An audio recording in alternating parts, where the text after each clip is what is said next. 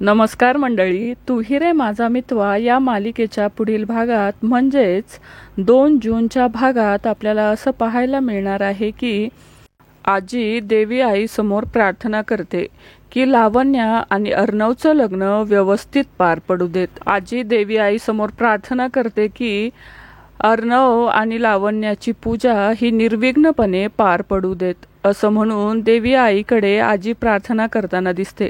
एकीकडे आपण पाहतो की लावण्या, ईश्वरी, अर्णव आणि अंजली हे चौघेही देवी आईच्या मंदिरात पूजेसाठी जातात। देवी आईच्या मंदिरात जाताना ईश्वरी, लावण्या, अंजली आणि अर्णव हे चौघेही पूजेचं ताट घेतात आणि मंदिराकडे जायला निघतात। आणि जाता जाता तेवढ्यात पायरीजवळ लावण्याच्या पायाला खडा टोचतो आणि ती खूप जोरात ओरडते, आई ग, माझ्या पायाला काहीतरी टोचलं आहे। आणि ते ताट ईश्वरीकडे देते आणि लावण्या तिथेच उभी राहते। आता ईश्वरी पूजेचं ताट घेऊन अर्णव सोबत मंदिराकडे जायला निघते। लावण्याबरोबर अंजली थांबते।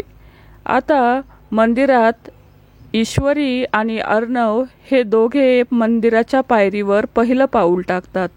अंजली ही लावण्याबरोबर तिथेच उभी राहते। इकडे अर्णव आणि ईश्वरी मंदिरात जातात आणि देवी आई समोर गुरुजी उभे असतात। गुरुजी म्हणतात की मुलगी कुठे आहे?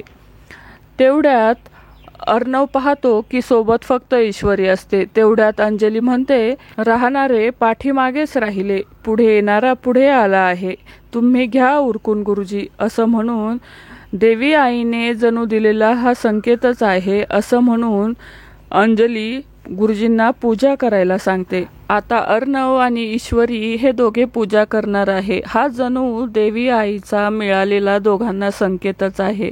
तर मंडळी, येणाऱ्या भागात अर्णव आणि ईश्वरीचं लग्न होणार का हे पाहणं देखील रंजक असणार आहे। ईश्वरी आणि अर्णवचं लग्न निर्विघ्नपणे पार पडणार की लावण्या त्यामध्ये काही विघ्न आणणार हे देखील महत्त्वाचं आहे। तर तू ही रे माझा मितवा या मालिकेचे नवनवीन एपिसोड पाहण्यासाठी आपल्या चॅनलला नक्की सबस्क्राईब करा। धन्यवाद।